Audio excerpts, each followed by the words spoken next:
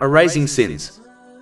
In a hadith found in Jami at Tirmidhi, number 3235, the Holy Prophet Muhammad, peace and blessings be upon him, advised 3 actions which erase sins, namely, walking towards the mosques for the congregational prayers, remaining in the mosque after the congregational prayer has finished, and performing ablution in difficulty situations.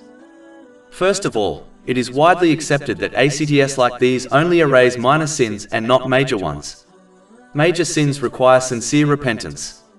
This has been confirmed in the Holy Quran and Hadiths of the Holy Prophet Muhammad, peace and blessings be upon him. For example, chapter 4 An-Nisa, verse 31.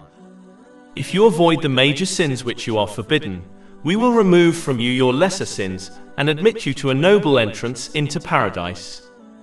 In addition, the Holy Prophet Muhammad, peace and blessings be upon him, indicated in a hadith found in Sahih Muslim, number 552, that minor sins are erased by actions such as the 5 obligatory prayers while the major sins are not.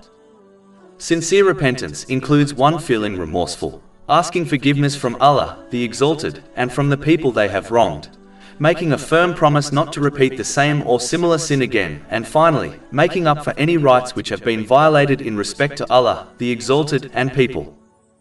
Over 400 free ebooks, audiobooks, infographics, podcasts, and blogs available on our website, www.shaykhpod.com.